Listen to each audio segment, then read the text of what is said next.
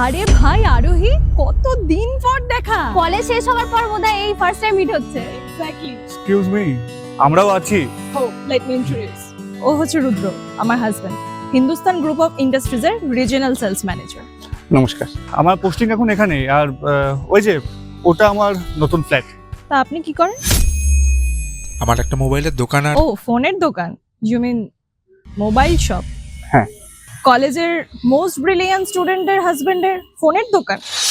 তোর থেকে তো আমার অবস্থা অনেক ভালো রে। মানে কি বলতে চাইছিস তুই? দেখ, একটা ফোনের দোকান থেকে কত আর ইনকাম হয়, কোনোদিনও হয় কোনোদিনও হয় না। তুই এরকম একটা লোককে বিয়ে করতে গেলি কেন? মায়া, তুই কিন্তু না জেনেই অনেকগুলো কথা বলছিস। এর থেকে বেশি আর কি করবি তুই? কলেজে তো এমন একটা ভাব দেখাতিস যেন কি না কি করে নি। ম্যাডাম, আপনি কিন্তু ভুল ভাবছেন। অফকোর্স মায়া, ইউ আর রং। একটা ফোনের দোকানে একদিন হেভি ইনকাম হয়, কিন্তু তারপরে এক মাস মাছি মারে, কোনো গ্যারেন্টি নেই, নাথিং। আর না তো কি, রুদ্রকে দেখ, কোম্পানি থেকে ফ্ল্যাট, কার সবকিছু দিয়েছে, মোটা টাকার মাইনে পায়, লাক্সারি লাইফস্টাইল। অনেক হয়েছে। তুই কলেজে যেরকম ন্যারো মাইন্ডেড ছিলিস, এখনো ঠিক তাই আছিস। আরোহী, রাস্তার ধারে এসব কি হচ্ছে? বোঝানোকে ভালো করে। কলেজেও তো সব জানতা হয়ে ঘুরে বেড়াতো, যেন কত জ্ঞান, এখনো লোককে জ্ঞান দিয়ে বেড়াচ্ছে। আমার তো মনে হয় ওর নিজেরই জ্ঞানের দরকার, আর না হলে টাকারও হয়তো দরকার। লাগলে বলিস। ও ইয়েস, আফটার অল আপনি আমার ওয়াইফের ফ্রেন্ড, যে কোনো হেল্প লাগলে বলবেন। আরোহী, চলো।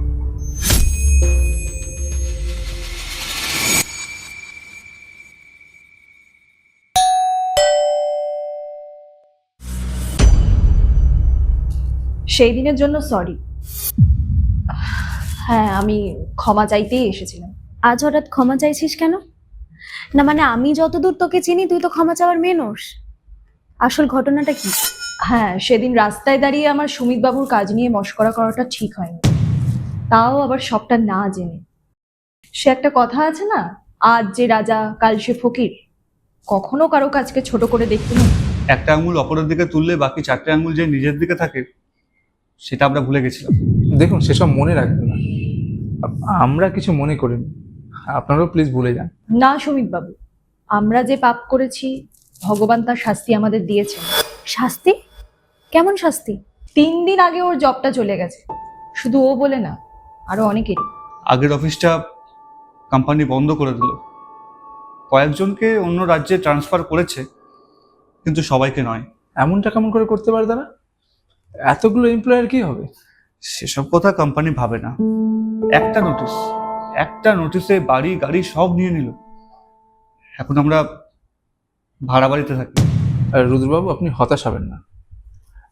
সেদিন তো আপনারা আমাদের ভুল জাজ করেছিলেন। আমাদের পোশাক আচরণ দেখে আপনারা ভুল ভেবেছিলেন। সুমিতে শুধু একটা মাত্র মোবাইলের দোকান নেই, এই গোটা স্টেট জুড়ে ওর 12টা মোবাইলের দোকান, শপ এবং সার্ভিস সেন্টার আছে। আসলে আমি আর আমরা দুজনে খুব সিম্পল লাইফস্টাইল ক্যারি করতে পছন্দ করি। পোশাক কখনোই মানুষকে বিচার করার মাধ্যম হতে পারে না। সেদিন আমাদের পুরো কথাটা না শুনে তোরা অনেকগুলো কথা শুনিয়েছিলিস, খুব রাগ হয়েছিল তোর উপর। তবে আজকে খুব খারাপ লাগছে তোদের এই অবস্থার কথা শুনে। দেখুন, আপনি যদি চান তাহলে আপনি আমার কোম্পানি জয়েন করতে পারেন। এমনিতেই আমার এই ব্রাঞ্চের জন্য সেলস ম্যানেজারের দরকার ছিল।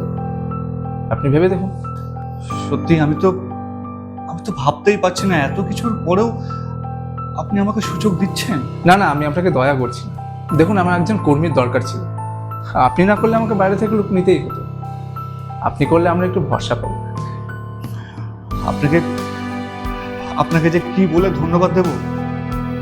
থ্যাংক ইউ সুমিত বাবু, thank you. Thank you Sumit বাবু। কি রে, এত থ্যাংক ইউ বলছিস কেন?